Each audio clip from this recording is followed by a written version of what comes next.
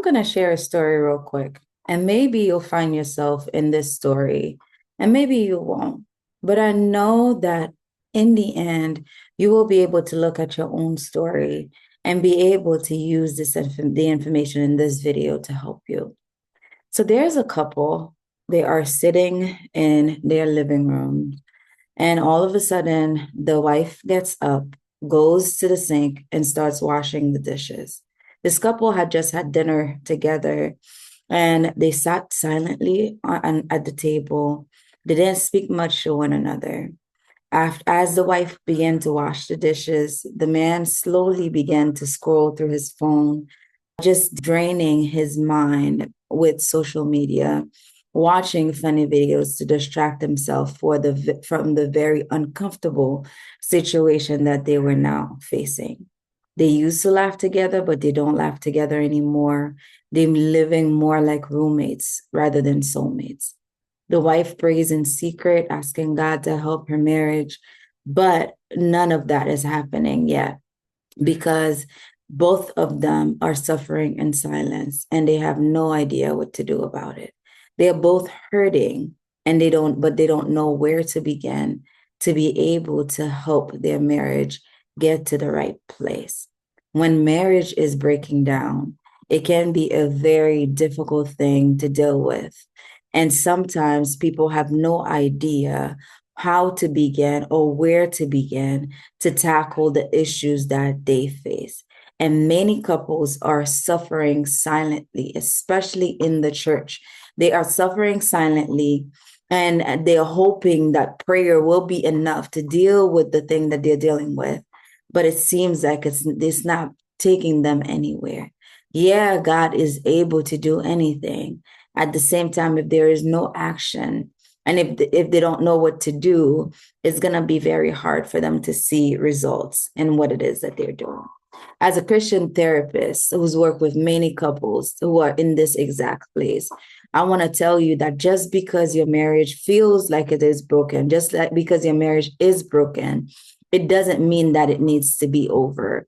There are many things that you can do to begin to invest time and energy in your marriage again. You don't need to do anything for disorder to happen in your marriage. Matter of fact, all you need to do is not be intentional and allow just things to go as they are for your marriage to begin to deteriorate. But in order for you to build, you have to have some intentional actions that you are working on a regular basis that will be able to breathe life into your marriage. So for this video, we're just going to focus on 5 things that you can do to begin to breathe life again into your marriage so that it doesn't continue to deteriorate. First off, you cannot heal, and I say this often, you cannot heal anything that you are not aware of. First step is always awareness. The two of you can sit down and create a list of things that you feel like have become barriers, have become problems in your marriage. You can create an extensive list of things that maybe you're holding on your heart, maybe things that have hurt you, maybe needs that you feel are not being met. And there are many categories of things that you can write down. But the point of this exercise is for you to stop avoiding the things that are not going right, but for you to begin to name them. And we're not going to do anything with that yet, but we're just becoming aware of really the state of the relationship that we are in. So you have to be aware of where you are before you can even do something about it. So be honest with yourself and just know that your answers are not going to be judged. You don't even have to share them with your partner, but for yourself, begin by building a list for yourself of things that are impacting your marriage currently, things that are keeping the two of you apart from one another. In John 8:32, it says that you will know the truth and the truth shall set you free. And sometimes the hardest thing for couples to get to is the realization that, yeah, like we're dealing with a lot. Yes, a lot of things haven't felt right in this marriage. Yes, we're not as healthy as we think we are. And so many are living in loveless marriages. They're living in marriages that feel like maybe roommate situations sense, and they don't even realize it because they won't even pause to acknowledge that this is the actual reality of their marriage. So your first step, the first thing is to acknowledge where you are currently and just do so honestly. Don't do so to compare yourself to the next couple. Don't do so based on what society and things and people want for you to be in your marriage, but do so in a way that feels honest and true for you and based on what your partner has been telling you about their complaints in the relationship. The second thing is to choose softness, not silence. There are many times we don't want to bring things up because we are afraid of how it will be received. I believe that communication isn't just about speaking, but definitely about how you speak to one another. There are ways for you to speak to one another for the other person to be able to better receive what it is that you're saying, as opposed to them becoming defensive. And I have other videos on that. You can go watch them. Proverbs 15 verse 1 says that a gentle answer turns away wrath. So if you are able to speak with softness with your partner, as opposed to allowing your pain to speak for you, it will make a huge difference in the way that the two of you communicate with one another during conflict and outside of conflict. Sometimes we can be bringing up something small in the relationship, but because of the way that we say it, we trigger something inside our partner that causes them then to become defensive, and then it turns into a bigger argument than it needed to be. What would it look like in your marriage, in your relationship, if you actually spoke with softness to your partner, if you led with compassion when they express something to you, if you did not attack all the time, or if you did not disconnect and ignored them and made them feel alone in the relationship?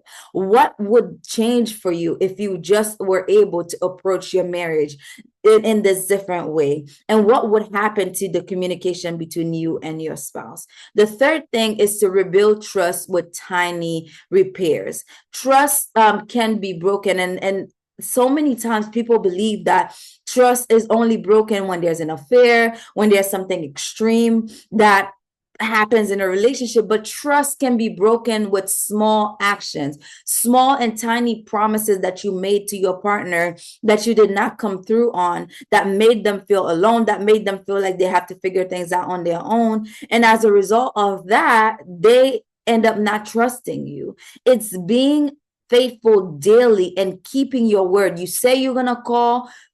If you can't call, send a text and say, hey, I know I said I will call, but I'm not able to call right now. Can we check in later? You said you were going to clean the bathroom. Go clean the bathroom. If you can't clean the bathroom, then mention it, as opposed to ignoring and avoiding things. You said you would get something for your partner. You said that you would do something. Just keep your word. So many times trust gets broken by those tiny things, and over time it becomes a big thing, and we don't realize it because we think, oh, all of you're always holding on to all of these small things. But those small things make a huge difference in somebody's life, because somebody who's depending on you, if your partner is depending on you, if they are waiting for you to do what it is that you said you would do, you have to be able to do it. Matthew 5:37 says, let your yes be yes and let your no be no. In order for someone to trust you, your yes has to be yes and your no has to be no. It is easier, and I think there's a passage in the Bible that talks about two sons. One of them, their father tells them to go work in the field or go do something, and one of the first son says, yes, father, I will go and I will do it, and I will work in the field and get it done. And in the end, he didn't end up doing it. And then the second son was like, nope, dad, I can't do it. I'm not available. I don't have time for this. And in the end, he was like, you know what? I have time. Let me go do what I told my father I wouldn't do. And he went and he worked in the field. And Jesus, by using this parable, he asked the crowd, who do you think has done the right thing? And in the end, it is the one that said, hey, like realistically, I can't do this. But in the end, they could, and they ended up doing it, as opposed to the one that said, man, I'm going to do it, and didn't end up doing it. So let your yes be yes, and let your no be no in your relationship, because that definitely impacts trust and the way that your partner will relate to you altogether. The fourth thing is to just invite God in the middle of your marriage. I don't know how many Christian couples that I meet and they don't pray together. They don't seek God together. They have their own devotions and they do talk to God on their own, but most of the time they do not spend time really praying over important things in their marriages. It is important for you to be united spiritually if you're going to rebuild your marriage, because we want the spiritual side to be the foundation of your marriage. And if your spirit has to be the foundation and not your flesh, it's going to be important for you to invite God back into this marriage. So many times, and we would find one couple on one side praying about it, like the scenario in the beginning that I shared. The woman is praying on her side, God restore, God help this marriage. But the Bible says one can chase 1,000. It says two can chase 10,000. So can you imagine the power that you can have if you start fighting together as opposed to individually? Yes, you may be able to do a lot on your own, but the two of you coming together and actually tackling this together and saying, God, we surrender this marriage to you. God, will not gonna work based on our own understanding anymore. We let it go. We release our own desires, our own wants, our own needs, and we surrender all of it to you, and we ask you to do what it is that you can do with it. Imagine the power and the authority that you will gain. Imagine what will happen to this marriage if the two of you can pray together. And I have a tool that I developed, the 30 days of prayer for your marriage, for your relationship. I'm going to post the link in the bio and you can have access to that. But it's important for the two of you to pray together, because the Bible says in Ecclesiastes 4:12, a cord of 3 strands is not easily broken. If you can tie yourself around with the Holy Spirit as the glue between the two of you, then your marriage will become strong again. Then your hearts will begin to be softened. Then you will be able to hear one another again. Then you will be able to shut down your flesh and allow your spirit to take control, so that your marriage can thrive and can be able to survive and have life again. The last thing that I'm going to talk about is healing the wound beneath the conflict. Sometimes there are things that we are not dealing with, but we're not realizing that there are wounds underneath that we're not dealing with on a personal level. First off, a healthy marriage is comprised of two healthy individuals. You have to be able to first heal the things that are within you individually first, then come together, maybe in a couples space, in a couples therapy, in couples coaching, where you can really address those other things that have come up between the two of you, that have become wounds. You have to be able to heal those and let them go, so that your marriage can be able to thrive. So part of that can be journaling, part of that can be therapy, part of that can be inner healing, inner work, individually and together, because God's heart is to heal your marriage. God's heart, as long as the two of you are willing and on the same page, God is able and willing to heal your marriage. But there's work, there's participation, and there are things that you have to be able to do so that you can be able to get to that healing place. So look for the right place, look for the right therapist, look for the right systems and the right things that will be able to help you to get to that healing. So maybe you're thinking, man, things have gone too far. Maybe we're too far gone. We can't fix this, or it's beyond repair, or we're not able to be reached, or my husband is not hearing reason right now, or my wife has made up her mind she doesn't want to do this. I want to let you know that is possible. It is not impossible for your marriage to be revived, for it to heal. If God can raise up Lazarus from the dead, who was dead after 4 days, where the Jews believe after 4 days, there is no more resurrection that is possible. If God can bring a dead man to life after there was no more hope, if God can heal a woman with the issue of blood for 12 years where she had lost hope, God can heal your marriage, but he needs your participation, and he needs you to come through. He needs you to come in so that you can be able to do your part and in collaboration with him, and so that he can heal it. So I challenge you today to pick one thing from today's list of the 5 things that you can do and start there. Maybe start a daily check-in with one another, and start a prayer together for just 5 minutes. It doesn't have to be huge, but you have to start somewhere.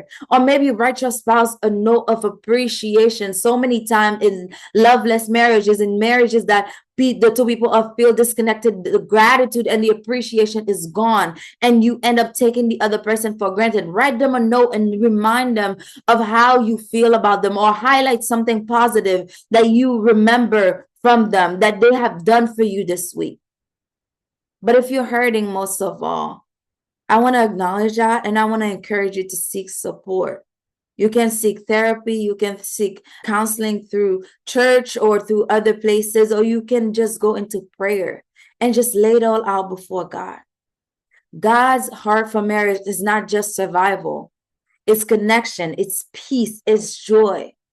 And it's not asking you to fix everything today, but it's asking you to have faith and start somewhere so that you can be able to fully heal and have the marriage that will dominate the earth and impact the earth and cause other people to know that there is a God and that there is nothing that he can do as long as we partner with him and work in collaboration with him.